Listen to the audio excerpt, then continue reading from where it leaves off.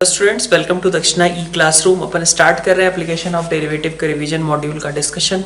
ठीक है, तो फर्स्ट क्वेश्चन से स्टार्ट करते हैं। पहला क्वेश्चन दिया गया है कि tangent of acute angle between the curves, ठीक है, eight their point of intersection. तो सबसे पहले तो मैं कर्व्स लिख लेता हूँ कि एक फर्स्ट दिया गया है आपको y is equal to mod of x square minus 1 and another is y is equal to mod of x square minus 3।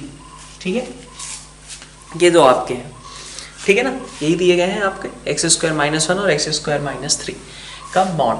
ठीक है, तो हमें एंगल ऑफ इंटरसेक्शन निकालना है, ठीक है, और उसका इनफैक्ट आपको tan थीटा लिखना है। तो एंगल ऑफ इंटरसेक्शन के लिए क्या चाहिए?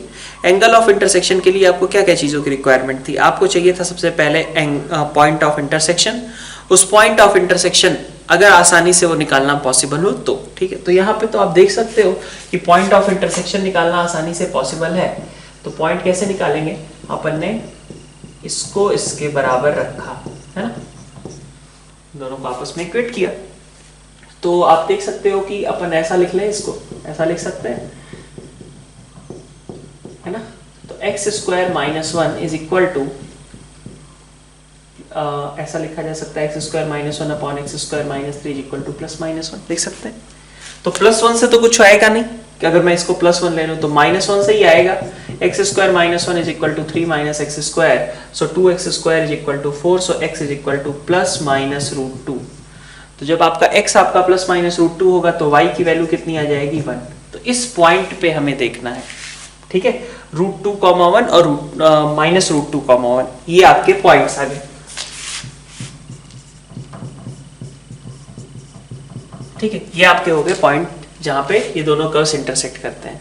आपको क्या चेक करना पड़ता है? फिर dy बाई dx चेक करना पड़ता है इस कर्व के लिए और इस कर्व के लिए, है ना। तो रूट 2 वाले पॉइंट पे अगर मैं देखूं या माइनस रूट 2 वाले पॉइंट पे, किसी पे भी एक्स स्क्वायर माइनस 1 हमेशा कैसा होगा? पॉजिटिव होगा, है ना। और इसी तरीके से एक्स स्क्वायर माइनस 3 हमेशा कैसा होगा? नेगेटिव होगा। तो दैट मीन्स कि आपका मॉड कैसे खुलेगा? पहले वाले कर्व के लिए तो एक्स स्क्वायर माइनस 1, क्योंकि x square minus 1 is positive at both these points, ठीक है। while the other curve is, मतलब x square minus 3 is negative, so other curve will be like 3 minus x square। अब यहाँ से आपका dy by dx आ गया for first curve, ठीक है, कितना? 2x के बराबर, ठीक है। तो 2x के बराबर इस पॉइंट पे अगर चेक करोगे तो इट इज 2 रूट 2, ठीक है। और इसका अगर देखोगे तो minus 2x is minus 2 root 2, ठीक है। अगली बार अगर आप देखो, मान लो कि ये वाले पॉइंट पे जाके चेक करते हो तो स्लोप कितनी आएगी? इसकी हो जाएगी माइनस 2 रूट 2 और इसकी हो जाएगी प्लस 2 रूट 2, ठीक है। तो एंगल बिटवीन मतलब एंगल निकालना था बेसिकली दोनों स्लोप्स के बीच का, ठीक है। तो दोनों के बीच का एंगल मतलब आपको tan थीटा निकालना है। और tan थीटा आप कैसे निकालते हो? m1 minus m2 upon 1 plus m1 m2, ठीक है। तो m1 माइनस m2, इसमें से इसको माइनस किया, कितना आ जाएगा? 4 रूट 2 आ जाएगा, डिवाइडेड बाई कितना आ जाएगा? 1 माइनस 8 आ जाएगा, है ना। तो वैल्यू कितनी हो गई? 4 रूट 2 बाई 7, यही आपका tan थीटा आ जाएगा, ठीक है। आप दूसरे वाले कॉम्बिनेशन के लिए करोगे तब भी सेम रिजल्ट आने वाला है, तो इसलिए अपन सी ऑप्शन के साथ जाएंगे, ठीक है। सेकेंड क्वेश्चन में कहा जा रहा है कि y minus e raise to power x y plus x has a vertical tangent. तो y minus e raise to power x y plus x is equal to 0 has a vertical tangent. मतलब आप क्या चाहते हो कि dy by dx एक तरीके से आपका इनफाइनाइट हो जाए, है ना। वर्टिकल टेंजेंट का तो यही मतलब हुआ। तो डिफरेंशिएट करते हैं। डिफरेंशिएट करेंगे तो y का डिफरेंशिएशन आपका y dash minus e raise to power x y as it is, है ना। अब एक्स वाई का डिफरेंशिएशन होगा तो x को एज इट इज रखा तो y का डिफरेंशिएशन, और y को एज इट इज रखा x का डिफरेंशिएशन 1 प्लस x का डिफरेंशिएशन, ठीक है। तो y डैश के साथ आपके पास क्या टर्म आ गई? 1 minus e raise to power x y into x, यही आ गया। y डैश के साथ 1 minus e raise to power x y into x is equal to, यहां से आपका -1, ठीक है, और प्लस आ गया e raise to power x y into y, है ना। तो y dash will be equal to -1 plus e raise to power x y into y, ठीक है, divided by 1 minus e raise to power x y into x. ठीक है, अच्छा आप चाहो तो e raise to power x y को हटा भी सकते हो, because e raise to power x y की जगह पे हम रख सकते हैं ना वाई प्लस एक्स यहाँ से, क्योंकि जो भी पॉइंट है भाई कर्व का ही पॉइंट है ना, तो e raise to power x y को हम रख सकते हैं वाई प्लस एक्स।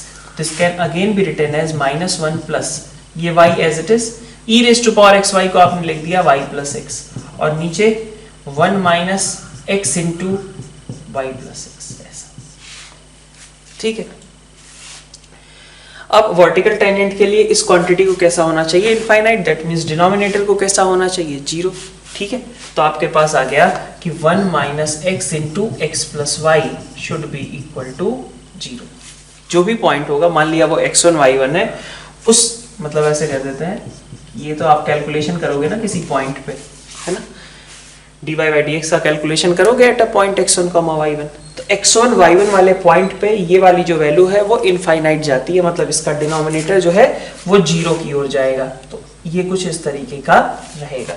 ठीक है, अब ये वाली चीज अगर आपकी 0 के बराबर है, तो यहाँ से आप देख सकते हो कि y1 को मैं क्या लिख सकता हूँ, this thing is equal to इतना, है ना, 1 अपॉन x1 माइनस x1, तो y1 can be written as 1 minus x1 square by x1, ये आपका y1 हो गया।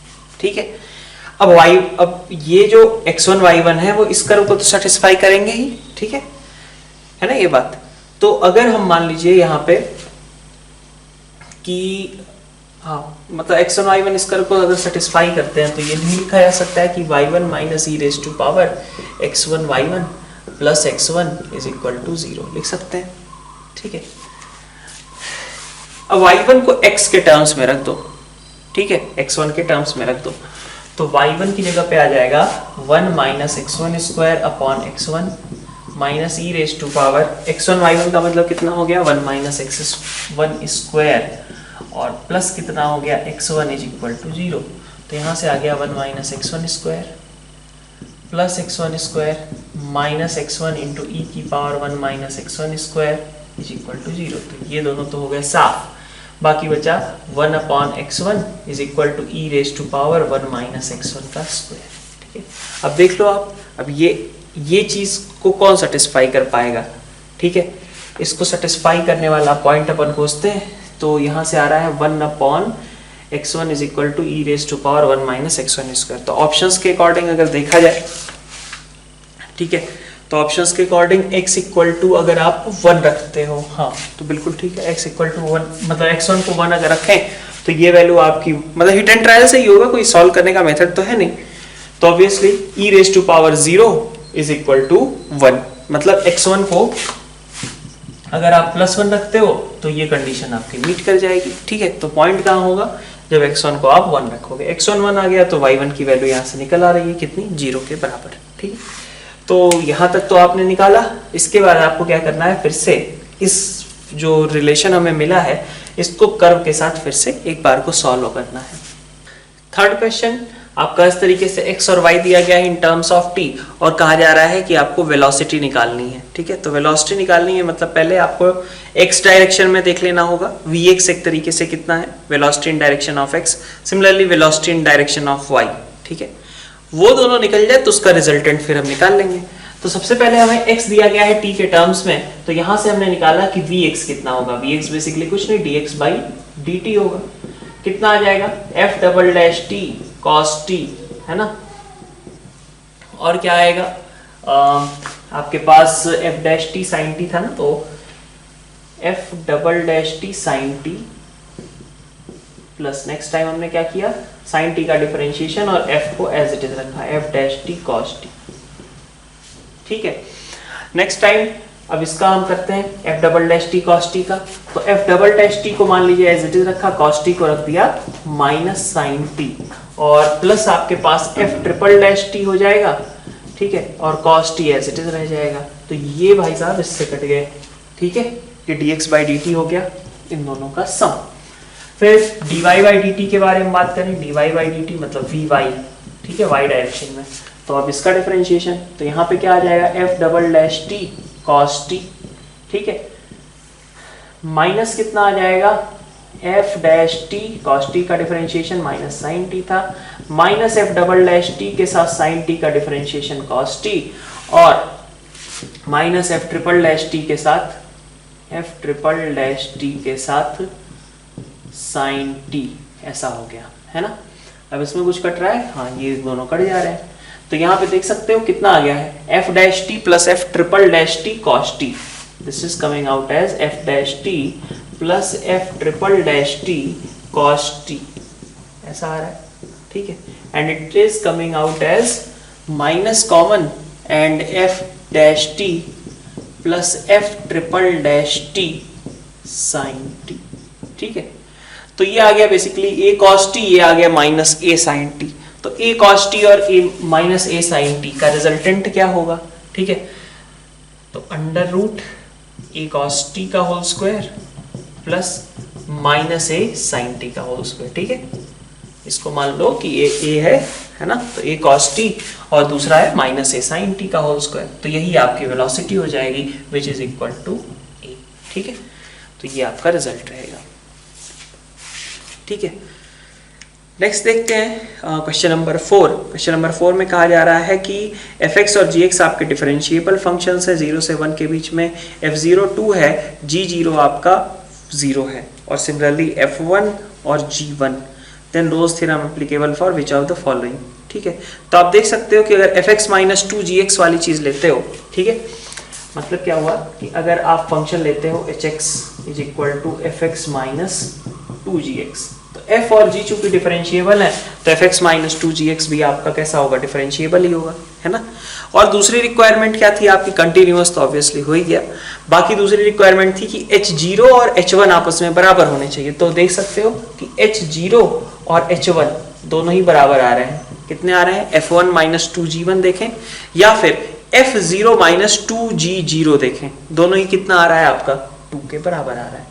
इसका मतलब 0 से 1 के बीच में रोल्स थ्योरम आपका एप्लीकेबल होगा, तो बी ऑप्शन आपका बिल्कुल करेक्ट है, ठीक है।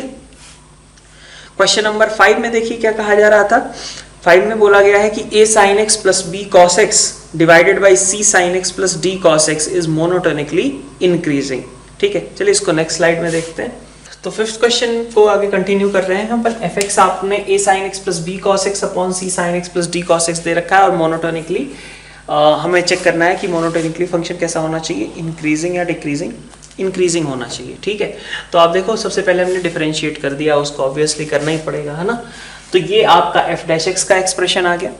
अब ये f(x) आपका कैसा चाहिए, आपको हमेशा पॉजिटिव या ग्रेटर देन और इक्वल टू 0 चाहिए, ठीक, ग्रेटर देन और इक्वल टू 0 चाहिए। तो अगर आप इसको ओपन करते हो तो आपके पास क्या आएगा, देखो यहाँ से c sin x a cos x, यहाँ पे a sin x c cos x cancel out हो गए, ठीक है। फिर इसी तरीके से देखो minus b d cos x sine x, यहां से भी इन दोनों के मल्टीप्लीकेशन से minus b d cos x sine x, ये भी कैंसिल हो गए। तो बचेगा क्या आपके पास, बचेगा जब ये मल्टीप्लाई आपका होगा इससे, ठीक है, तो minus b c sine square x बचा रहेगा plus a d cos square x बचा रहेगा, और इधर आपके पास आ जाएगा बी सी माइनस का कॉस स्क्वायर एक्स, और इधर आ जाएगा प्लस का a d sine square x divided by something का होल स्क्वायर, ठीक है। भाई ये तो हमेशा पॉजिटिव क्वांटिटी ही रहेगी, इससे तो कोई फर्क पड़ता नहीं है, ठीक है। इसी को केवल चेक करना है हमें कि this whole expression should be greater than और इक्वल टू 0। भाई डिनोमिनेटर तो ऑलवेज पॉजिटिव है ना, वो थोड़ी ना साइन चेंज में पार्टिसिपेट करेगा, ये तो ऑलवेज पॉजिटिव क्वांटिटी है। तो अब देखिए आप इसको, ये चीज क्या लिखी हुई है, अगर मैं इसमें से BC के टर्म्स एक साथ ले लेता हूं और AD, हाँ तो देखो इसको ऐड कर दिया तो दिस इज AD, है ना, इन दोनों को ऐड कर दिया तो minus BC divided by something का whole square is greater than और इक्वल टू 0। दैट मीन्स कि AD आपका कैसा होना चाहिए, BC से बड़ा होना चाहिए, ग्रेटर देन और equal to BC in fact, ठीक है। तो यही आपका आंसर हो जाएगा, ठीक है। आगे बढ़ते हैं। क्वेश्चन दिया गया है हमारे पास f(x) is equal to x cube plus ax square plus bx plus 5 sine square x, ठीक है। X cube plus ax square plus bx, ठीक है, ये है x square plus b x plus 5 sine square x, इसको कहा जा रहा है कि ये एक इंक्रीजिंग फंक्शन है।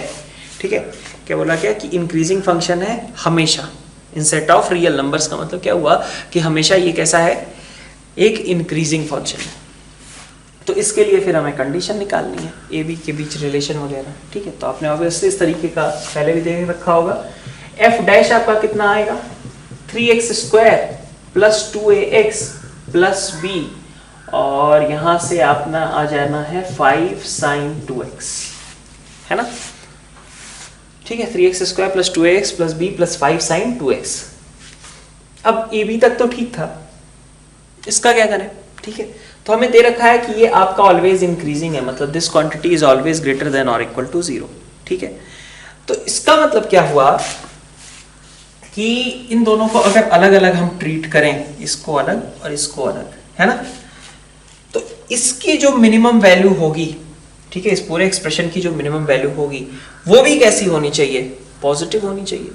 ठीक है, पूरे एक्सप्रेशन की जो मिनिमम वैल्यू है वो भी अगर पॉजिटिव हो जाए, ठीक है, तो इसका मतलब क्या होगा कि ये क्वांटिटी ऑलवेज पॉजिटिव हो जाएगी, है ना। तो 5 साइन 2x तो अपनी मिनिमम वैल्यू कितनी ले सकता है, -5।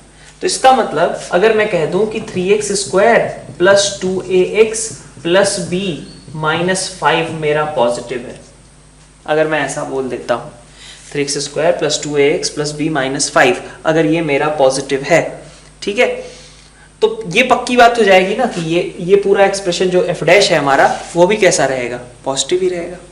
तो हमें क्या प्रूफ करना है कि this quantity is greater than और equal to 0 for all x belongs to r। अब आगे आप खुद समझदार हो, कैसे आप देख सकते हो कि एक क्वाड्रेटिक के बारे में कहा जा रहा है, तो क्वाड्रेटिक ऑलवेज पॉजिटिव कब होगा, जब उसका लीडिंग कोफिशिएंट पॉजिटिव हो है और इसका d कैसा होना चाहिए, लेस देन और इक्वल टू 0। तो d अगर आपका लेस देन और इक्वल टू 0 है तो ये आपकी कंडीशन सेटिस्फाई हो जाएगी। तो नेक्स्ट स्टेप आपको डिस्क्रिमिनेंट पे कमेंट करना है कि discriminant should be less than और इक्वल टू 0। ठीक है, क्वेश्चन नंबर 7 देखते हैं। क्वेश्चन नंबर 7 में क्या कहा गया है आपसे, a0 upon n plus 1 plus a1 upon n plus a2 upon n minus 1 up to an is equal to 0। तो इक्वेशन है, अब देखिए जब किसी इक्वेशन के लिए ये भी बोल दिया गया कि this equation has at least one root in 0 to 1, ठीक है, और आप देख सकते हो कि जो आपको रिलेशन दिया गया है वैसा रिलेशन कैसे जनरेट होगा, जब आप गिवन पॉलिनोमियल इक्वेशन को इंटीग्रेट करोगे तो डिनोमिनेटर में n प्लस 1 आएगा, n आएगा, है ना। भाई आपके पास ये दिया गया है ना कि a naught x raise to power n plus a1 into x की power n minus 1 plus a2 into x की पावर n माइनस 2, और अप टू आगे बढ़ते गए हमारे पास है an minus 1 into x plus an is equal to 0। ठीक है, अब आप इसको इंटीग्रेट करो, मान लो ये hx है, तो अगर hx आपका hx का रूट, मतलब ये हमने रोज थ्योरम के टाइम पे अपन बोलते हैं ना कि hx का अगर रूट एग्जिस्ट करता है तो इसका मतलब क्या है कि hx के इंटीग्रेशन पे रोज थ्योरम अप्लीकेबल होगा।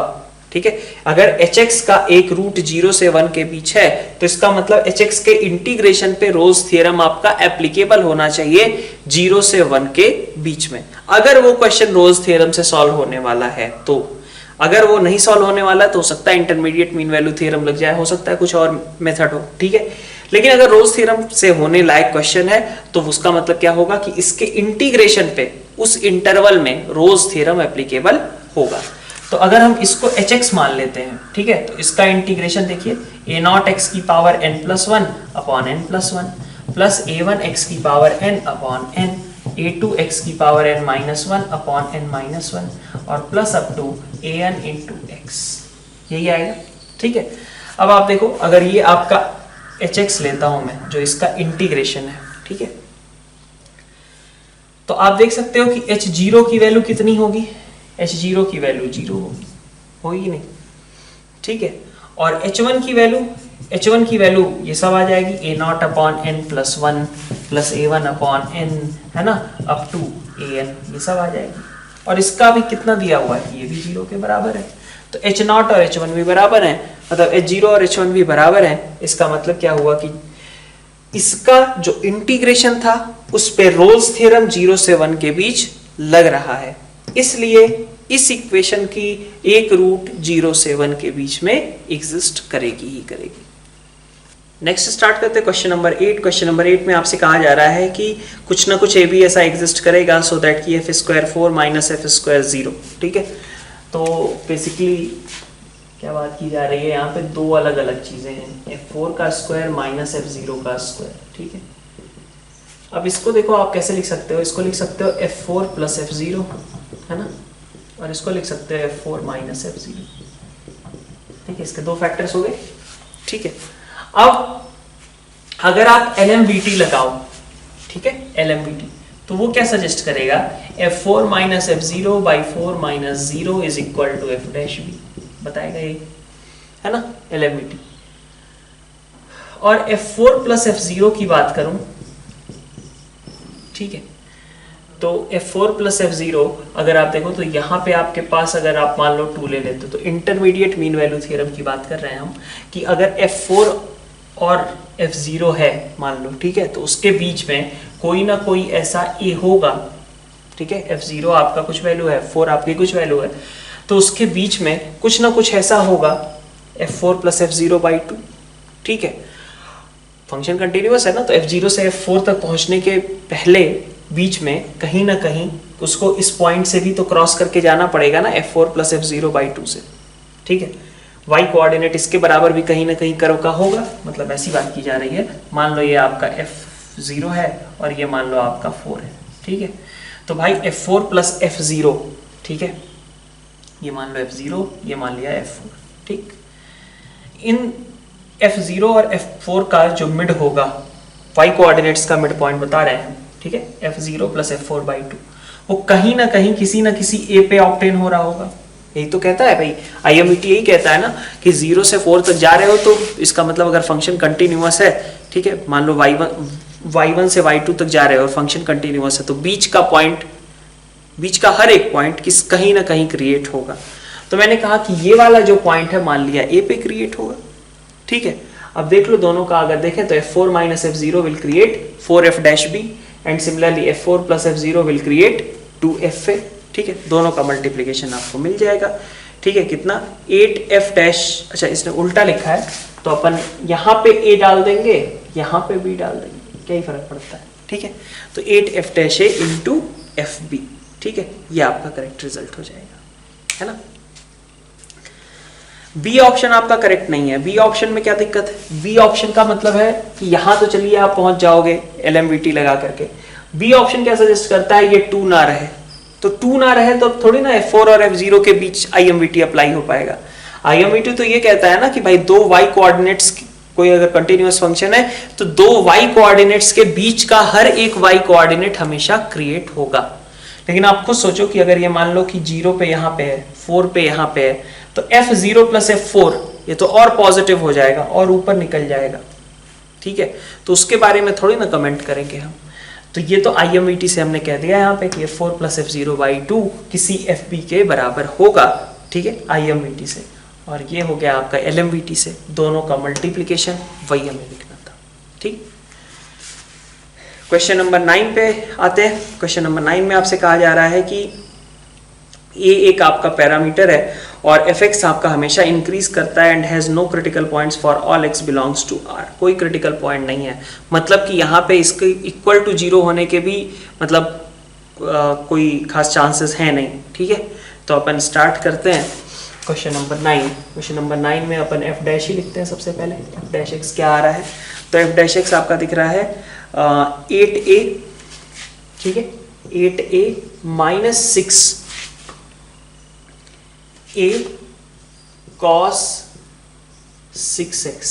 ठीक है, a sin 6x था तो 6a cos 6x माइनस 7, ठीक है, माइनस 7 माइनस 5 cos 5x। ठीक है, और f डैश x के बारे में कहा जा रहा है कि ये क्वांटिटी आपकी हमेशा इंक्रीज करती है। ठीक है, चलो ऐसा लिख लिया है ना। तो अब यहां से आपके पास सिचुएशन क्या आई कि 8a minus 6a cos 6x is, अच्छा a पे हमें कमेंट करना है ना।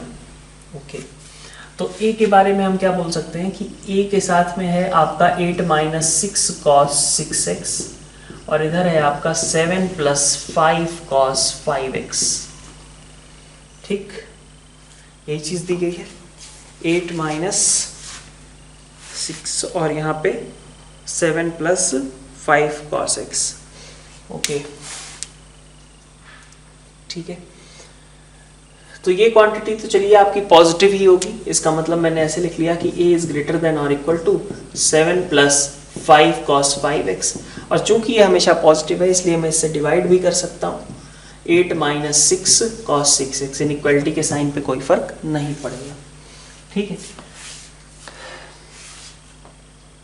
ठीक है, अब आप देखो कि ये वैल्यू a को इससे हमेशा बड़ा होना है, ऐसा है ना, a को इससे हमेशा बड़ा होना है, तो इसका मतलब a जो है वो इसकी मैक्सिमम वैल्यू से भी बड़ा हो, है ना, यही चीज है, a को इससे बड़ा होना है, तो a भाई ग्रेटर देन और इक्वल टू समथिंग, तो इसका मतलब क्या हुआ, a इसकी जो सबसे बड़ी वाली वैल्यू है उससे भी बड़ा होगा। इसकी सबसे बड़ी वैल्यू कब बनेगी, तो अपन देख सकते हैं डायरेक्टली कि भाई जब x को 0 रखूंगा तो ऑब्वियसली उस समय आपका न्यूमरेटर मैक्सिमम होगा और डिनोमिनेटर आपका मिनिमम हो जाएगा। ठीक है, तो एक ही x है, मतलब x इक्वल टू 0 एक ऐसी सिचुएशन है जिससे कि आपका न्यूमरेटर मैक्सिमम भी हो जा रहा है, डिनोमिनेटर मिनिमम भी हो जा रहा है, तो और दोनों पॉजिटिव हैं, तो दोनों का रेशियो जो होगा वो मैक्सिमाइज हो जाएगा। तो इसका मतलब कि इसको अगर आपको मैक्सिमाइज करना है तो कैसे करेंगे, न्यूमरेटर को अलग बढ़ाया, ठीक है, क्योंकि दोनों पॉजिटिव हैं ऊपर नीचे, इसलिए हम ऐसा कर पा रहे हैं, न्यूमरेटर को बढ़ाया और डिनोमिनेटर को घटाया। ऐसी सिचुएशन कहां पे हो पा रही है, डिनोमिनेटर लीस्ट कहां पे हो रहा है, x इक्वल टू 0 पे, और उसी x इक्वल टू 0 पे साइमल्टेनियसली ये भी हो गया हमारे लिए कि आपका न्यूमरेटर मैक्सिमम भी हो गया, तो न्यूमरेटर मैक्सिमाइज हो गया, डिनोमिनेटर मिनिमाइज हो गया, दोनों पॉजिटिव है, इसका मतलब वो रेशियो जो होगा वो कैसा हो जाएगा, हाईएस्ट हो जाएगा, और इसका मतलब कि सिचुएशन क्या आएगी, a ग्रेटर देन और इक्वल टू 6। ठीक है, ओके, क्वेश्चन नंबर 10 देखिए, क्वेश्चन नंबर 10 में क्या कहा गया है, ln pi plus x upon ln e plus x, इसके इंक्रीजिंग डिक्रीजिंग नेचर पे कमेंट करना है। ठीक है, तो fx है आपका ln पाई प्लस एक्स, ठीक है, पाई ऊपर है और नीचे है आपका ln e प्लस एक्स। ठीक है, तो डिफरेंशिएट करते हैं, f डैश एक्स आपका कितना आएगा, तो डिनोमिनेटर से कोई दिक्कत है नहीं, तो होल स्क्वायर होगा, तो क्वांटिटी ऑलवेज पॉजिटिव। अब न्यूमरेटर पे आते हैं, न्यूमरेटर ने क्या कहा कि मतलब डिफरेंशिएशन का न्यूमरेटर, इसका डिफरेंशिएशन होगा ln e plus x as it is, minus अगली बार इसका डिफरेंशिएशन होगा 1 upon e plus x into ln pi plus x as it is. ठीक है, तो अब आपको देखना है कि f डैश एक्स कब आपका पॉजिटिव है, कब आपका नेगेटिव है, तो इसको तो मैं स्किप कर दे रहा हूँ, डिनोमिनेटर से कोई खास चेंज नहीं आने वाला है। तो f डैश एक्स अगर आपको ग्रेटर देन 0 चाहिए, ग्रेटर देन और इक्वल टू 0, तो उसके लिए ln e plus x divided by pi plus x, ठीक है, और माइनस यहाँ पे ln pi plus x upon e plus x, है ना, ये आपका ग्रेटर देन और इक्वल टू 0 होना चाहिए था। अब इसको आप फर्दर क्या कर सकते हो, एलसीएम वगैरह लिया अगर, तो e plus x ln e plus x minus pi plus x ln pi plus x divided by, फिर से यहाँ पर डिवीजन में जो चीज आ रही है, डिवीजन वाली क्वांटिटी तो हमेशा पॉजिटिव ही है, पाई plus x into E plus x, ये तो हमेशा कैसा रहेगा, पॉजिटिव ही रहेगा, है ना। तो इसका मतलब अगेन सवाल यही है कि इसका न्यूमरेटर कैसे, वो मतलब कब पॉजिटिव रहने वाला है, E plus x ln E plus x minus pi plus x ln pi plus x, तो अब ये डायरेक्टली तो सॉल्व हो नहीं रहा, तो क्या करें। ठीक है, तो ये यहाँ पे ट्रिकी पार्ट है, ठीक है, कि ये कैसे पता चलेगा, तो अपन क्या करें, कुछ खास दिक्कत नहीं है, ऐसा आपने देखा भी होगा, आप देखो जो यहाँ है वही यहाँ है, जो यहाँ है वही यहाँ है, तो अगर आप एक फंक्शन ले लेते हो, ठीक है, मैं यहीं पे करता हूं उसको, ठीक है, अगर आप एक फंक्शन ले लेते हो gt मान लो, है ना, और उसको ले लिया आपने t ln t, ठीक है, t ln t ये आपने ले लिया, ठीक है, तो आपको बस ये चेक करना रहेगा ना कि ये फंक्शन इंक्रीजिंग है या डिक्रीजिंग है। ठीक है भाई, आप एक तरीके से g of e plus x और g of pi plus x ये चेक करना चाहते हो, आपको पता है कि e प्लस एक्स आपका पाई प्लस एक्स से छोटा है, अब बस आप ये चेक कर रहे हो कि ये फंक्शन, ठीक है, कि मोनोटोनिसिटी से इस पे हम कमेंट कर लें, ठीक है। तो आपने टी एल एन टी एक फंक्शन माना, अब इसको देखें अगर तो जी डैश टी आपका क्या आएगा, t into one by t plus l n t, ठीक है। तो ये आपका आ गया one plus l n t, ठीक है। अब इसके बारे में हम कह सकते हैं कि टी मतलब एल एन टी जब आपका -1 से बड़ा होगा तो फंक्शन इंक्रीजिंग होगा, मतलब टी आपका अगर 1 बाई ई से बड़ा रहा तो फंक्शन कैसा है आपका, इंक्रीजिंग है, ठीक है। और 0 से 1 बाई ई के बीच में रहा टी तो इसका मतलब कि फंक्शन डिक्रीजिंग है। अब हमसे किस इंटरवल में पूछी जा रही है बात, 0 से इन्फिनिटी, ठीक है। तो अब आप जरा देखो, आपका जो ये टी है मतलब आपका जो ई प्लस एक्स है वो तो ई से बड़ा है, और जो पाई प्लस एक्स है वो पाई से बड़ा है ना। तो ऑब्वियसली इस समय फंक्शन कैसा है हमारा, t l n t increasing है। तो मैं ये कह सकता हूं क्या कि g of e plus x छोटा होगा g of pi plus x से, कह सकता हूं, ठीक है। क्योंकि ये फंक्शन मतलब ये फंक्शन आपका इस इंटरवल में कैसा है, इंक्रीजिंग है लगातार, है ना। तो g e प्लस एक्स आपका g पाई प्लस एक्स से छोटा है, ठीक है। e plus x 2.7 plus something, यहाँ पे 3.14 प्लस समथिंग, तो this one is less than g pi plus x. So इसका मतलब हो गया कि e plus x ln e plus x is less than pi plus x ln pi plus x, है ना, ऐसा।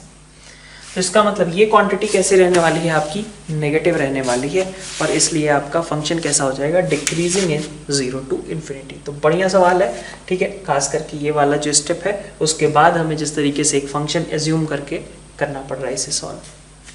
क्वेश्चन नंबर 11th में आपसे कहा जा रहा है कि f x is equal to fractional part of x और एक्स इज इक्वल टू 5 क्या होगा। तो बड़ा मतलब यहीं पे देख लेते हैं, थोड़ा सा ही है, ठीक है। ये आपका ऐसा रहता है ना। तो 5 पे भी क्या होगा, ये आपका मान लीजिए बना ही देते हैं 0 1, ये रहा आपका 2, ठीक है, ये रहा आपका 3,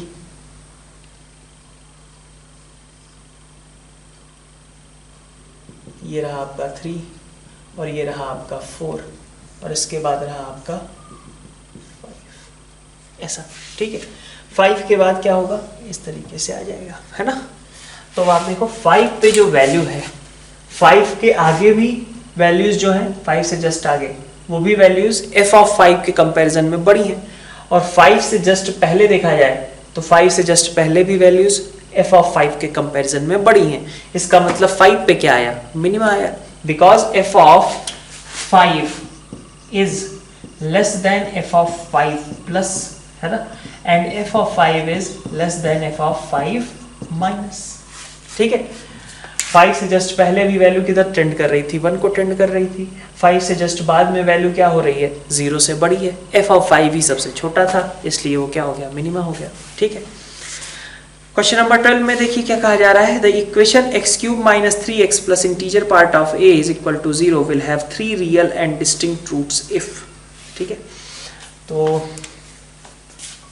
क्वेश्चन नंबर 12, ठीक है, 12 है, हाँ।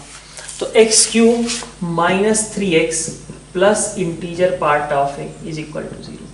तो मैं एक काम करता हूँ, यहाँ पे x cube minus 3x is equal to अपन लेके चलते हैं इसको, या फिर उल्टा ले लेते हैं, integer part of a is equal to 3x minus x cube, ऐसा, ठीक है।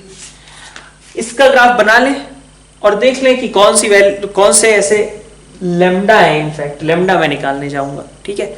ऐसे कौन से लेमडा है जो कि 3x माइनस एक्स क्यूब के लिए ऐसे एप्लीकेबल हो कि 3 डिस्टिंक्ट रूट्स मिल जाए। इस तरीके का तो क्वेश्चन आपने फंडामेंटल्स में भी देखा होगा कि 3x minus x cube is equal to lambda, find lambda so that this equation has 3 real and distinct roots, ऐसा ही, ठीक है। तो आप देखो 3x माइनस एक्स क्यूब का क्या करते हो, फिर ऐसे में ग्राफ बनाओगे, ठीक है। तो इसका ग्राफ अगर बनाने जाओ तो सबसे पहले y is equal to 3x minus x cube का ग्राफ, ठीक है। तो y डैश आपका कितना हो गया, 3 माइनस 3x स्क्वायर। तो क्रिटिकल पॉइंट्स कहाँ पे हैं आपके, प्लस माइनस 1, तो एक रहा आपका -1, एक रहा आपका +1। 1 पे वैल्यू कितनी है 2, 1,2, यहाँ पे मान लीजिए 1,2, ठीक है। 0 पे वैल्यू कितनी है 0, ठीक, और -1 पे वैल्यू कितनी है -3 और +1 मतलब कि हो गया -2, ठीक है।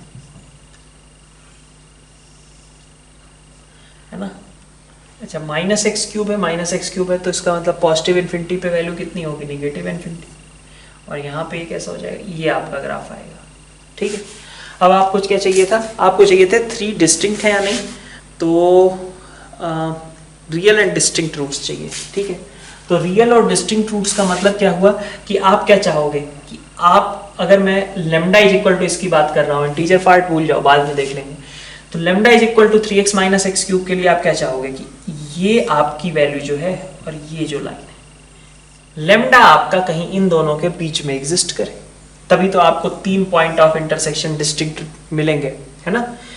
तो आप यही चाहते हो कि आपका लेमडा 2 से छोटा रहे, -2 से बड़ा रहे, तो लेमडा शुड बिलोंग टू -2 से 2, -2 and 2 itself will not be included, क्योंकि इस केस में आपके दो रूट्स जो है सेम हो जाएंगे।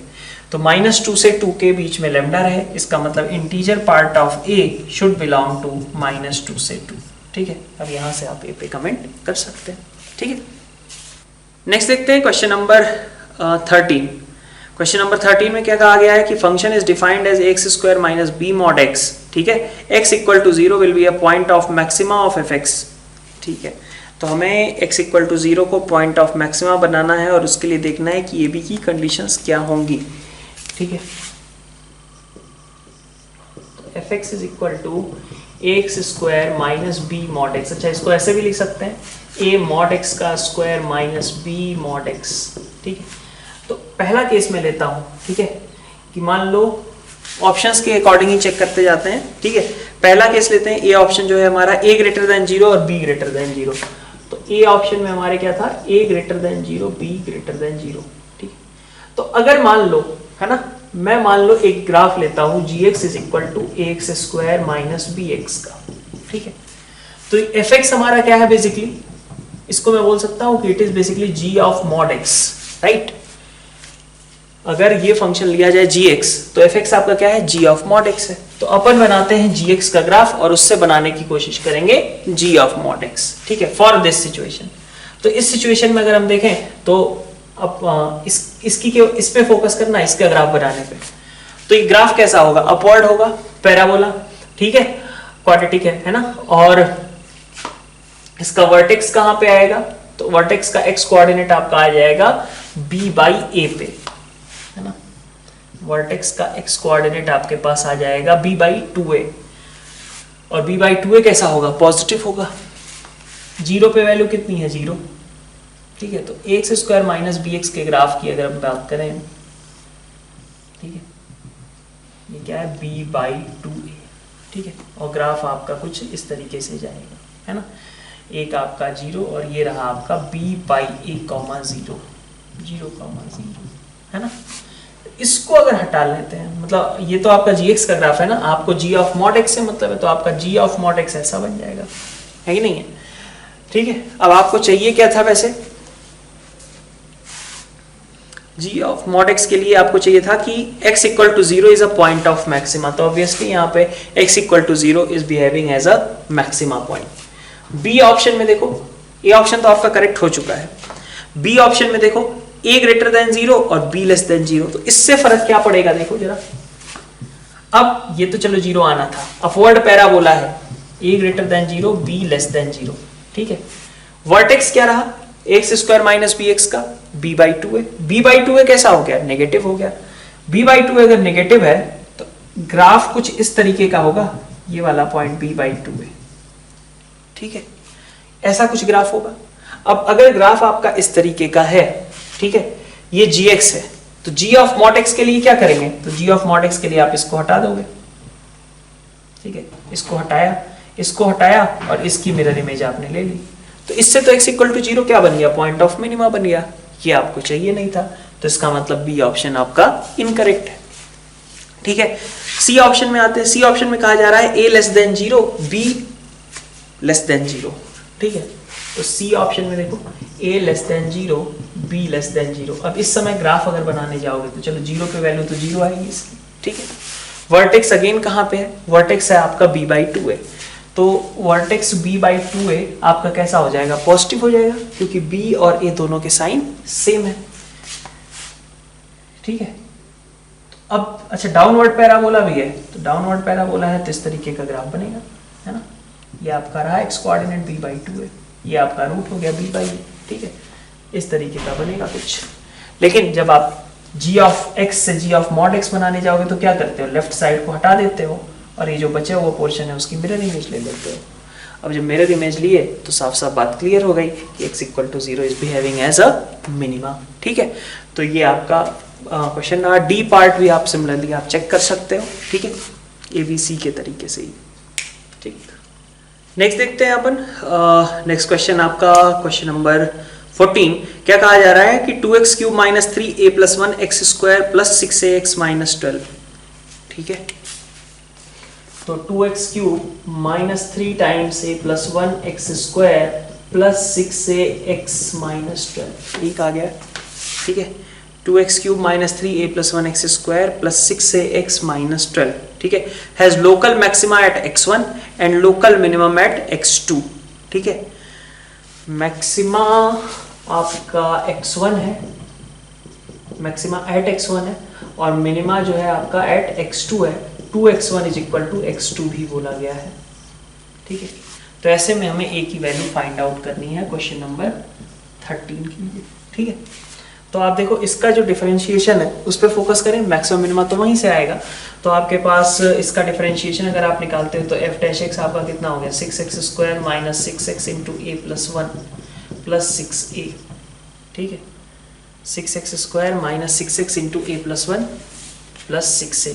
चलिए 6 को तो बाहर ले लिया, x square minus ax minus x plus a, so this is giving you x minus a into x minus 1, right, ठीक है।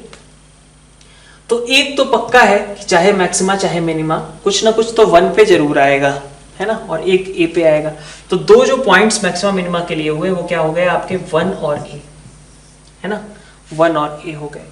लेकिन ये जो आपका क्यूबिक है, इस क्यूबिक कैसा है आपका, इस तरीके वाला क्यूबिक है ना, मतलब ये स्टार्ट होता कहां से, इधर पॉजिटिव इंफिनिटी, सॉरी उल्टा बना दिया मैंने, ठीक है। स्टार्ट होता है आपका माइनस इंफिनिटी से और एंड होता है कहाँ, पॉजिटिव इंफिनिटी पे। इस तरीके का क्यूबिक है क्योंकि लीडिंग कोफिशिएंट कैसा है, पॉजिटिव। अगर माइनस 2x³ होता तो जो मैंने पहले ग्राफ बनाया था वैसी सिचुएशन हो जाती। तो कुछ इस तरीके की बात है यहाँ पे, है ना। तो अगर इस तरीके का ग्राफ रहता है तो पहले आपका क्रिएट होता है मैक्सिमा और मिनिमा जो है वो आपका बाद में क्रिएट होता है ना। बात समझ में आ रही है। तो पहले आपका क्रिएट होगा मैक्सिमा, बाद में क्रिएट होता है मिनिमा, है ना। अब यहां पे मैक्सिमम कहा गया है x1 को और x2 जो है उसका क्या है, ट्वाइस है, ठीक है। तो अगर आप सोचो यहां पे आपका मैं मैक्सिमा बता देता हूं 1, है ना, मैक्सिमा बता देता हूं 1 पे, तो मिनिमा कहां पे आ जाएगा, 2 पे आ जाएगा, है ना। और अगर मैंने बताया कि आपका मैक्सिमा मैंने 1 पे लिया ना, अगर मैं मिनिमा को 1 पे डाल देता हूं तो मैक्सिमा के पास क्या चांसेस होंगे, मैक्सिमा आपको हाफ पे लेना पड़ेगा, ठीक है। तो ये दो चांसेस हो गए ए के लिए, 2 एंड हाफ। उसको भी एक बार ड्रॉ कर लेते हैं। 2 एंड हाफ वाली सिचुएशन मान लो ऐसी होगी कुछ, यहाँ पे आपका होगा हाफ और यहाँ पे आप चाहते हो कितना हो जाए, 1 हो जाए, ठीक है। अब देख लो ये पॉसिबल है कि नहीं है। तो जब यहाँ पे आप देखोगे, यहाँ पे आप क्या बात कर रहे हो कि a आपका 2 के बराबर है, तो अगर a आपका 2 के बराबर है तो आप देख सकते हो कि 1 रहा 2 रहा, है ना। f डैश का साइन अगर देखें तो पॉजिटिव पॉजिटिव नेगेटिव, ठीक है। तो ये देखो आप 1 पे क्या बना रहा है, ये मिनिमा बना रहा है ना, नहीं 1 पे ये मैक्सिमा बना रहा है और 2 पे ये क्या बना रहा है, मिनिमा बना रहा है, ठीक है। तो 1 पे मैक्सिमा और 2 पे मिनिमा, कंडीशन सेटिस्फाइड है। सिमिलरली यहाँ पे अगर हम देखें तो यहाँ पे आपका है x minus half 6 into x minus half into x minus 1, ठीक है। तो ये हाफ रहा, ये आपका रहा 1, तो पॉजिटिव नेगेटिव पॉजिटिव, ठीक है। तो ये क्या बनाएगा, 1 पे आपका बनने लग जाएगा, यहाँ पे इस केस में देखें तो मिनिमा बनने लग जाएगा, ऑब्वियसली इसी की बात कर रहे थे। और हाफ पे हमारा कैसा हो जाएगा, मैक्सिमा हो जाएगा। तो ये आपका क्वेश्चन नंबर 14 था, है ना। 15 देखते हैं। 15 में आपको कहा जा रहा है कि f(x) आपका tan inverse alpha minus 5x square और -6x है। fx can have a local maximum at x equal to 1। ठीक है, तो क्वेश्चन नंबर 15 की बात कर रहे हैं। ठीक है, लास्ट क्वेश्चन वाज 14। तो tan इनवर्स अल्फा -5x², तो -5x² आपका ऐसे बनता, -5x², लेकिन आपको 0 से 1 के बीच में देखना था तो कुछ इस तरीके का बनता है ना, लेकिन tan इनवर्स अल्फा और ऐड कर दिया गया। तो tan inverse alpha is basically a constant, क्योंकि बाकी सब तो x के टर्म्स में है ना, तो हमने मान लिया कि आपका कुछ इस तरीके का ग्राफ आ गया, tan इनवर्स अल्फा -5x², कुछ भी इस तरीके का आ गया। ठीक है, अच्छा -6x के बारे में बल्कि हम श्योर है, पहले उसी को बना लेते हैं, काम करते हैं ना। -6x के बारे में हम श्योर है, तो हमने x इक्वल टू 1 पे गए और x इक्वल टू 1 से हमें क्या करना था, -6x ड्रॉ करना था। तो 1 पे वैल्यू कितनी हो जाएगी आपकी, -6 हो जाएगी, 1, -6। और ग्राफ कैसा होगा इसका आपके पास, ठीक है। अब आप क्या चाहते हो कि x इक्वल टू 1 जो है वो मैक्सिमा के तरीके से बिहेव करे, है ना। x इक्वल टू 1 आपका मैक्सिमा के तरीके से बिहेव करे, ठीक है। तो ये बेसिकली क्या था आपका, -5x² था, -5x² जो आपका कहाँ पे एंड हो जा रहा था, -5 पे, यही था ना, है ना इतना। और उसी 1 पे वैल्यू जो है आपकी कितनी है, -6 है, और वो वहां से नीचे जा रहा है।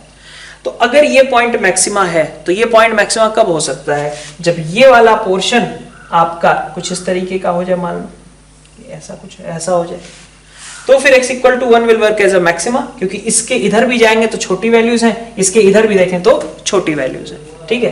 तो इसका मतलब क्या हुआ कि एट x इक्वल टू 1 जो ये पॉइंट बन रहा था, ये पॉइंट आपका -6 से नीचे जाना चाहिए, यही है ना।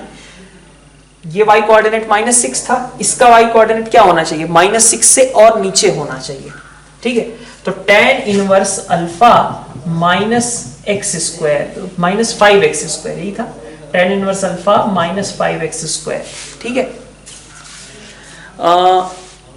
यही था आपका, ये आपका कैसा होना चाहिए, -6 से छोटा होना चाहिए, है ना, तभी ये पॉइंट आपका मैक्सिमा के तरीके से बिहेव करेगा, ठीक है। तो कहां पे, x इक्वल टू 1 पे, तो x इक्वल टू 1 पे देखें तो ये -5 ही हो गया। सो tan इनवर्स अल्फा -5 जो है that should be less than -6, so tan inverse alpha should be less than -6 और +5 -1, ठीक है। तो tan इनवर्स अल्फा आपका कैसा होना चाहिए, -1 से छोटा होना चाहिए, ठीक है। अब यहाँ से देख लीजिए आप ऑप्शंस में सब मतलब -tan1 तक नहीं जाएंगे, ठीक है, -tan1 से और छोटी वैल्यू होनी चाहिए थी, तो -2 आपने मार्क कर दिया। -tan1 भी आपको पता है कि -tan1 जो है वो कैसा होगा, मतलब tan1 खुद 1 के आसपास का होगा, सो -tan1 is something around -1 point something, है ना, जबकि -2 हमें और छोटी वैल्यू दे रहा है, तो वही करेक्ट है, क्योंकि अल्फा हमारा कैसा होना चाहिए था, -tan1 से छोटा होना चाहिए था, ठीक है। आगे बढ़ते हैं क्वेश्चन नंबर 16 में क्या कहा गया है, truck is to be driven. आगे बढ़ते हैं, क्वेश्चन नंबर 16 देखते हैं। क्वेश्चन नंबर 16 में आपसे कहा जा रहा है कि a truck is to be driven 300 kilometres, ठीक है। फ्यूल कॉस्ट है 10 पर लीटर, ठीक है, और जो स्पीड है हमेशा वो 30 और 60 के बीच में वेरी करती है, और 2 + x² by 600 litres per hour, okay, and wages of the driver are 200 per our, most economic speed, ठीक है। तो चलिए सबसे पहले तो अपन मान लेते हैं कि वो x की स्पीड से, मतलब x की स्पीड से मान लीजिए वो जाता है, ठीक है। तो अगर x की स्पीड से वो जाता है तो इसका मतलब हुआ कि वो टाइम कितना लेगा, ठीक है। क्वेश्चन नंबर 16 है ना, हाँ, तो टाइम ये ले रहा है आपका 300/x, इतना टाइम ले रहा है, ठीक है। तो इस ड्यूरेशन में खर्चे कितने होंगे, तो एक तो ड्राइवर का वेज क्या था, 200 पर आवर, ठीक है, 200 था ही ना, क्या 200 पर आवर, तो 200 पर आवर का मतलब हुआ कि 200 × 300/x, ठीक है, ये ड्राइवर की कॉस्ट आ गई, प्लस, ठीक है, ड्राइवर का वेज हो गया, और प्लस आपके पास कितना आ जाएगा, फ्यूल चार्जेस जो लगे हो, तो फ्यूल चार्जेस कितने हैं, तो फ्यूल का रेट क्या है, फ्यूल का कंजम्पशन क्या है 2 + x² / 600 पर आवर, ठीक है। तो 2 + x² / 600 पर आवर, तो आवर्स कितने लग रहे हैं 300/x, इतने आवर्स लग रहे हैं, ठीक है। ये आपका ड्राइवर का कॉस्ट हो गया। ये फ्यूल 2 + x² / 600 इतना फ्यूल पर आवर लगता था, तो इतने आवर्स लग गए, ठीक है। और इनटू आपको क्या करना पड़ेगा, फ्यूल का कॉस्ट। तो फ्यूल का कॉस्ट कितना है, फ्यूल का कॉस्ट है आपके पास 10 रुपीज पर लीटर, तो इतने लीटर फ्यूल था और इनटू आपको 10 करना पड़ेगा। तो ये आपकी रही टोटल कॉस्ट। आप चाहते हो इसको मिनिमाइज करना, तो आपके पास कितना आ जाएगा यहां से, ठीक है, प्लस इधर आ गया आपका 600/x प्लस x कट गया x/2 × 10, ठीक है। तो 60,000 है, 60,000 और प्लस यहां से 6,000, तो 66,000/x प्लस, ठीक है। यहाँ पे कितना बचेगा आपका 10 × x/2 मतलब 5x, ठीक है। आपको क्या करना है, इस क्वांटिटी को मिनिमाइज करना है, डिफरेंशिएट करके 0 कर दो, ठीक है। तो आसान सा सवाल है आपका, थोड़ा सा इतना सारा लैंग्वेज दिया गया है तो हो सकता है कहीं कंफ्यूज हो सकते हो, बट ऐसा कोई दिक्कत नहीं है। ध्यान देना ये वाली चीज़, पहले आपने टाइम डिसाइड किया, टाइम डिसाइड करने के बाद आपने कहा कि ये ड्यूरेशन आपका कौन सा, ये आपका 1 आवर में लगने वाला फ्यूल का वॉल्यूम है, कितने आवर्स, इतने आवर्स, तो ये टोटल वॉल्यूम हो गया फ्यूल का। चार्ज कितना होगा, तो total volume into 10 rupees per litre के हिसाब से, ठीक है। आगे बढ़ते हैं क्वेश्चन नंबर 17 में। देखिए, slope of tangent to the curve where x belongs to 0 से 2π इज मिनिमम एट, तो स्लोप को हमें मिनिमाइज करना है, ठीक है। तो पहले तो हम dy/dx निकालें और उसको फिर मिनिमाइज करें, मतलब बेसिकली d2y/dx2 को 0 करें, ठीक है। तो y आपका कितना दिया गया है 2e⁻x और sin π/4 माइनस, तो इसको तो ऐसे लिख सकते हो e⁻x अलग रखो और 2 sin θ cos θ, ठीक है। तो ये बेसिकली आपका लिखा हुआ है y = e⁻x अलग रखो 2 sin θ cos θ मतलब sin/2θ। तो sin of 2θ का मतलब क्या हुआ, sin π/2 माइनस x, ये लिखा हुआ है। तो it is basically e⁻x cos x, ठीक है। अब इसकी स्लोप क्या होगी, तो स्लोप आपकी dy/dx, ठीक है। dy/dx कितना होगा e⁻x cos x minus e⁻x sin x, यही होगा, ठीक है। अब आपको तो क्या करना था, इसको मिनिमाइज करना था, मतलब आप dm/dx पे फोकस करो। तो e⁻x cos x का डिफरेंशिएशन, चलो पहले हमने e⁻x का डिफरेंशिएशन किया, cos x को एज इट इज रखा, प्लस e⁻x को एज इट इज रखा, cos x का डिफरेंशिएशन किया, माइनस e⁻x को एज इट इज रखा, sin x का डिफरेंशिएशन किया, और प्लस अगली बार e⁻x का डिफरेंशिएशन किया, sin x को एज इट इज रखा, ठीक है। कुछ कट रहा है तो e⁻x cos x आपका साफ हो गया, बाकी बचा आपके पास -2e⁻x sin x, ठीक है। अब आप क्या चाहते हो, यही है, इसको मतलब dm/dx आपका 0 हो जाए। तो ये 0 कब होगा, जब x मतलब जब sin x 0 होगा, ठीक है।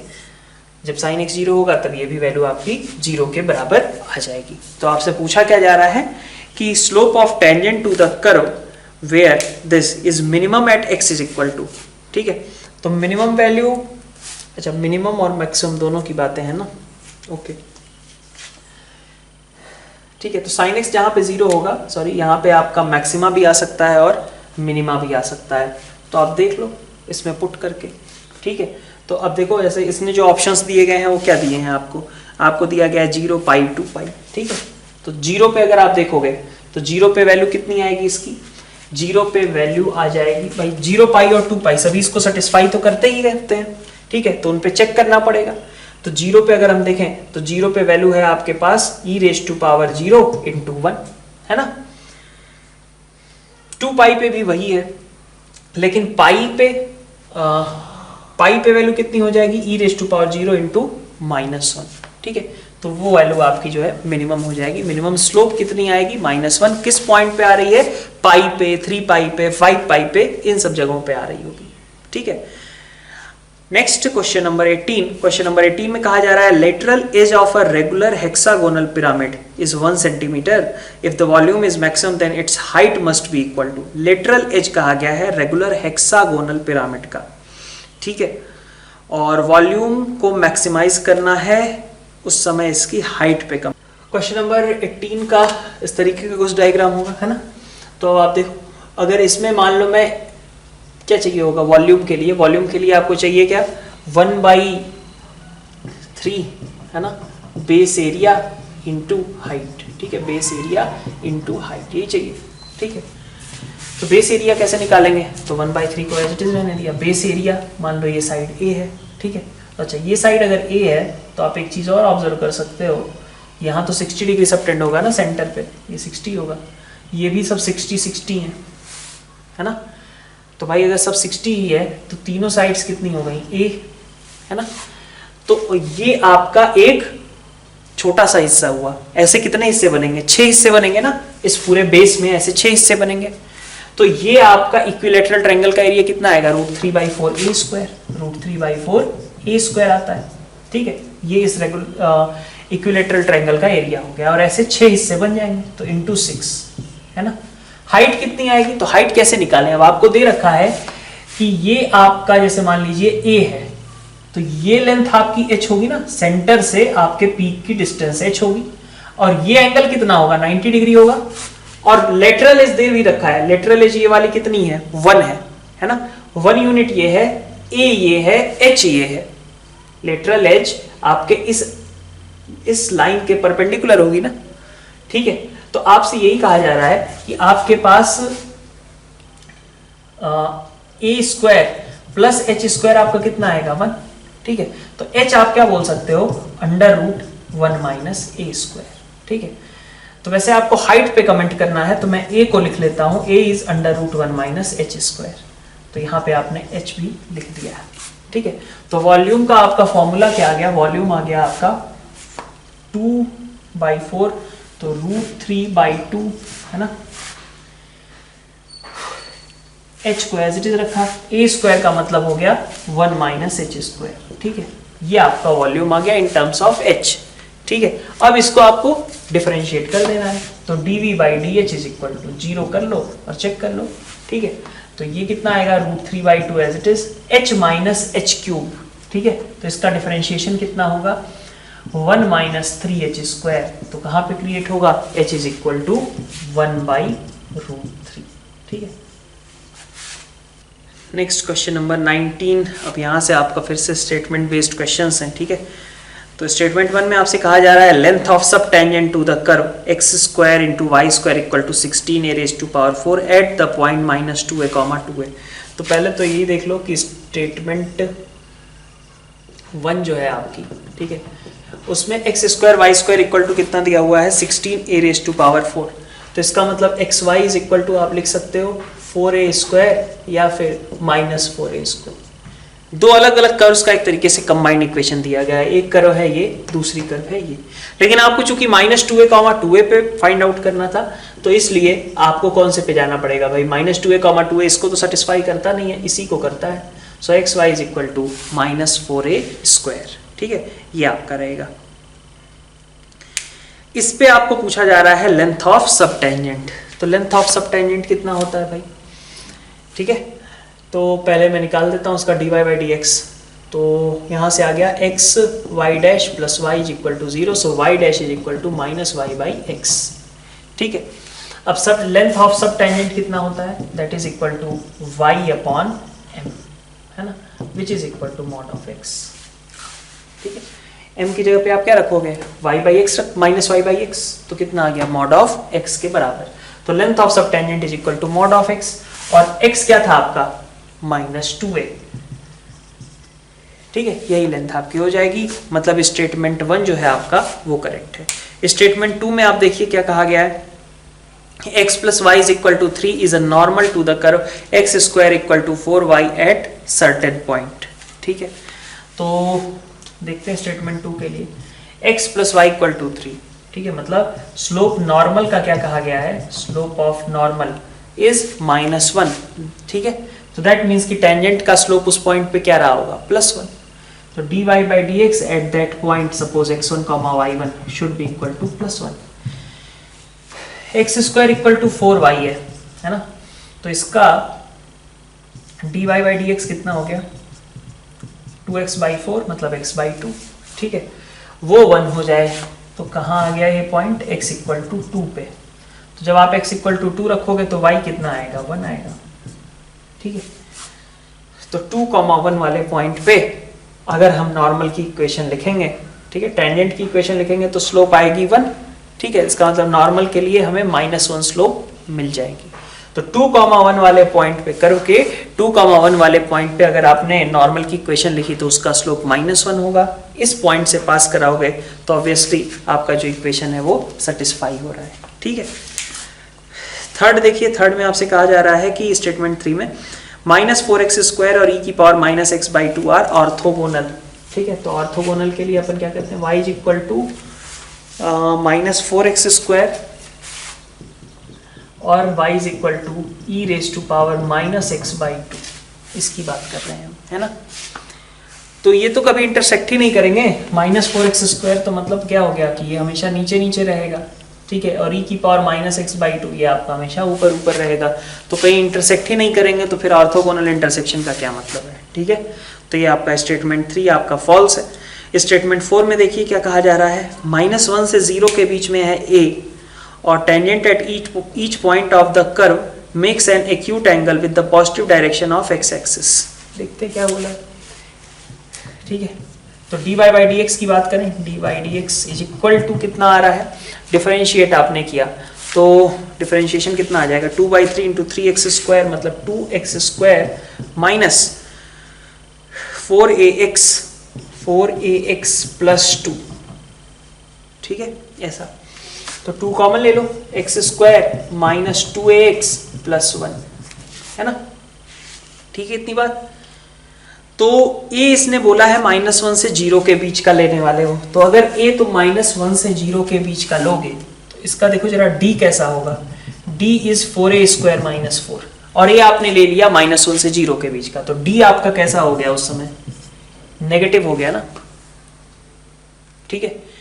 मतलब अगर एक तरीके से देखा जाए तो आप ऐसे भी देख सकते हैं इसको, कि इसको मैं ऐसे लिख सकता हूँ, इस टर्म को आपको बेसिकली यही चाहिए ना, एक्यूट एंगल। एक्यूट एंगल का मतलब क्या होगा कि ये dy by dx कैसी होनी चाहिए, पॉजिटिव।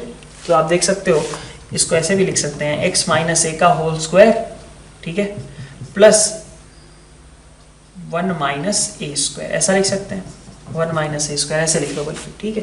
तो x माइनस a का whole square plus 1 minus a square, ऐसा नहीं, ठीक है। इसको ऐसे ब्रेक कर लिया। अब जब ऐसे ब्रेक करेंगे तो a आपका अगर -1 से 0 के बीच है तो ये क्वांटिटी आपकी कैसी रही, पॉजिटिव, और ये भी कैसा रहा, पॉजिटिव। तो this whole quantity is greater than 0। इसका मतलब कि हमेशा एंगल कैसा बनेगा, एक्यूट बनेगा, ठीक है। नेक्स्ट देखिए क्वेश्चन नंबर 20। क्वेश्चन नंबर 20 में कहा जा रहा है फिर से वही statement based, x⁻⁴ minus 4x minus 1 has 3 distinct real roots. तो x⁴ minus 4x minus 1 equal to 0 has 3 real distinct roots. तो ऐसा तो पॉसिबल ही नहीं है, ठीक है, क्योंकि भाई अगर 4 डिग्री का इक्वेशन है ना ये, तो 4 डिग्री के इक्वेशन के रूट्स कितने रियल हो सकते हैं, या तो 0 या तो 2 या तो 4, ठीक है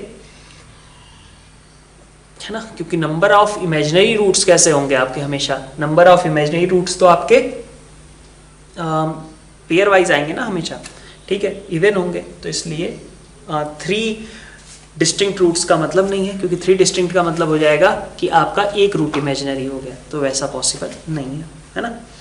स्टेटमेंट 2 में देखिए क्या बोला गया, Lagrange's mean value theorem is applicable to fx is equal to x and 1/x, ठीक है, ओवर x बिलोंग्स टू 0 से 2, ठीक है।